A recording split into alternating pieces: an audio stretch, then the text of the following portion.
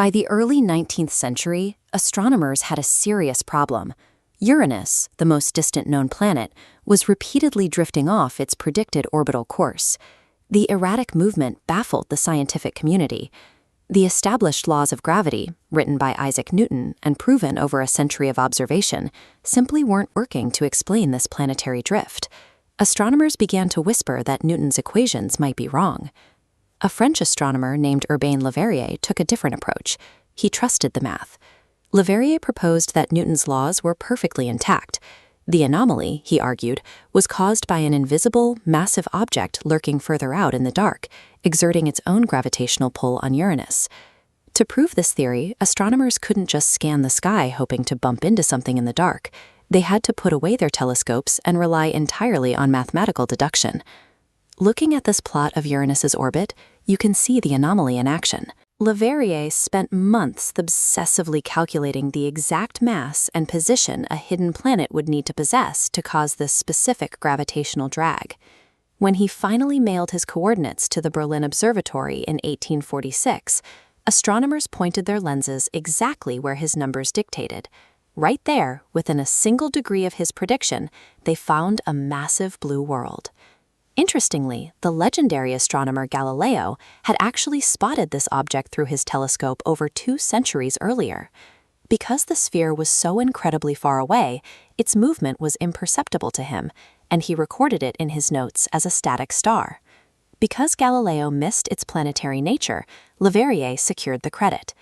Neptune became the first and only planet in our solar system discovered completely through mathematical equations, before it was ever officially observed. That mathematical triumph proved the planet was there, but it took nearly another century and a half to physically reach it. Neptune sits 5 billion kilometers away from Earth. It took 12 years of continuous spaceflight for the Voyager 2 probe to cross that void. In 1989, it became the first and only human-made spacecraft to reach the distant Leviathan. Voyager's data revealed a world of extremes. Neptune sits so far out that a single orbit around the Sun takes 165 Earth years. Yet, the planet itself spins furiously, completing a full day in just 16 hours.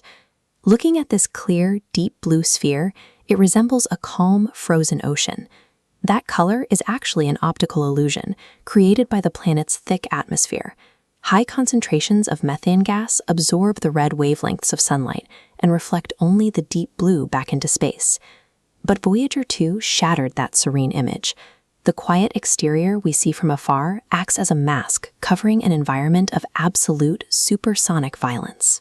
Plunging into that blue atmosphere reveals roaring cloud layers tearing across the planet. The winds here reach speeds over 2,000 kilometers per hour, blowing 5 times faster than the most catastrophic hurricanes ever recorded on Earth. These winds drive colossal weather systems, like the Great Dark Spot.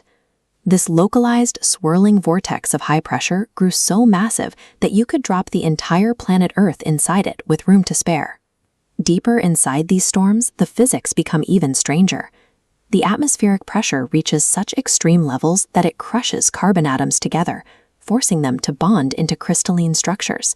It literally rains diamonds through the freezing clouds.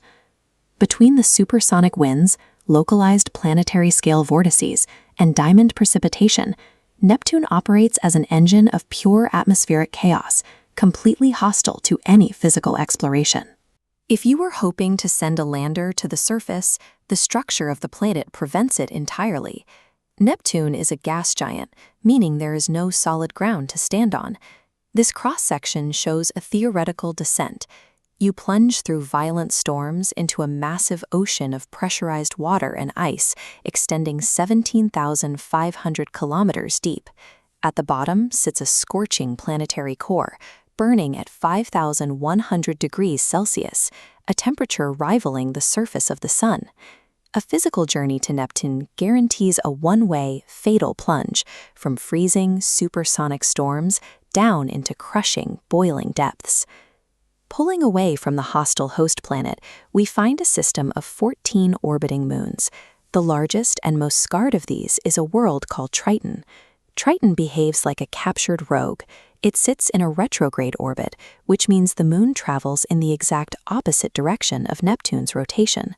This defies the standard rules of how solar systems form and behave. The surface of Triton is extremely paradoxical.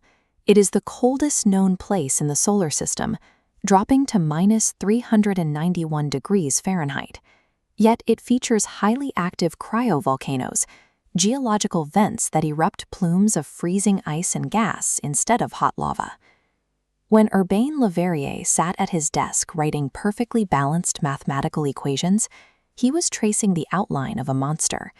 He used the pristine logic of physics to pinpoint a world defined by extreme heat, supersonic winds, and a rebel moon spewing ice into the dark. We have only ever flown past it once, leaving the crushing depths of the blue Leviathan as one of humanity's greatest lingering mysteries.